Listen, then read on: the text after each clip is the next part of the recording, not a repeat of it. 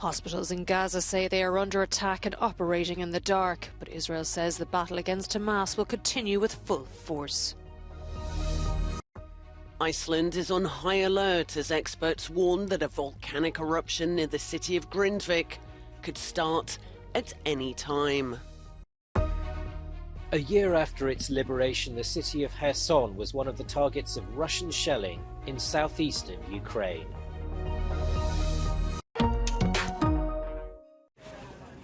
Medics in Gaza continuing to stitch and treat the wounded in the dark, using flashlights inside the Indonesian hospital in Beit Lahia, northern Gaza.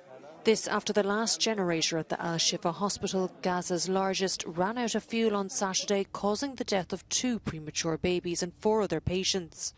Staff at the facility say the complex is under siege and is completely cut off by Israeli forces, claims the Israeli army denies. It says it is targeting Hamas militants near the medical centre. Thousands of Palestinians continue to flee northern Gaza as Israel's military push deeper into dense urban neighbourhoods.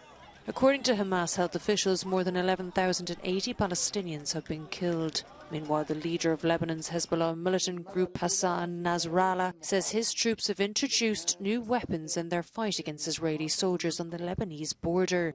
This, as Israel's defence minister warned Beirut could suffer the same fate as Gaza. Despite growing calls for a ceasefire, Israeli Prime Minister Netanyahu says the battle against Hamas will continue with, quote, full force. A volcanic eruption in or near the city of Grindavik in Iceland could start at any time in the next few days, the country's Met Office has warned. Experts say the magma corridor beneath the city is now 15 kilometres long and in some places just 800 metres below the surface. The full-scale evacuation of Grindavik's 4,000 residents started on Friday, after a dense swarm of almost 800 earthquakes was recorded in the space of just 14 hours.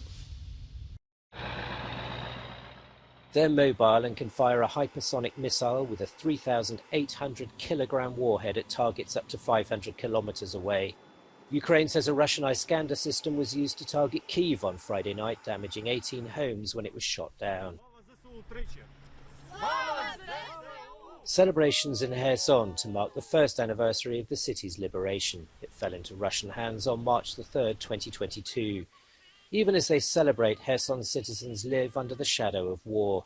The telltale crackle across the Dnieper River gives them just 7 seconds to find shelter from Russian shelling.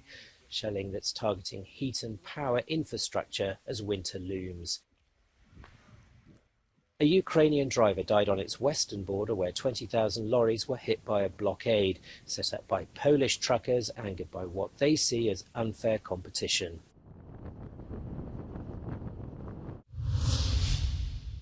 Poland has marked 105 years since regaining its statehood, re-emerging as an independent nation at the end of World War I.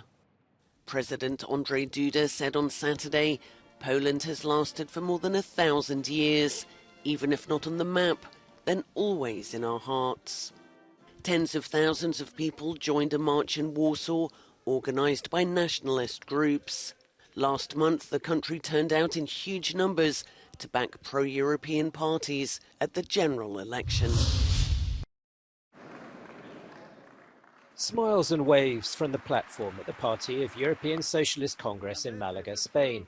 PES welcomed the Democratic Coalition from Hungary as full-time members. Delegates from Kosovo, Serbia and Belarus attended as observers. A warm welcome too for the host nation's Pedro Sanchez. The caretaker Prime Minister has not been so popular on the domestic front. Violent clashes with the police followed his party's decision to shore up the coalition they need to rule by offering amnesties to Catalan separatists. There are also some divisions with the group on policy, with Sanchez and Germany's Olaf Scholz not seeing eye to eye over responses to the Gaza crisis. The Congress came days after Portugal's Socialist Prime Minister Antonio Costa resigned as a corruption investigation over energy contracts was opened, prompting snap elections.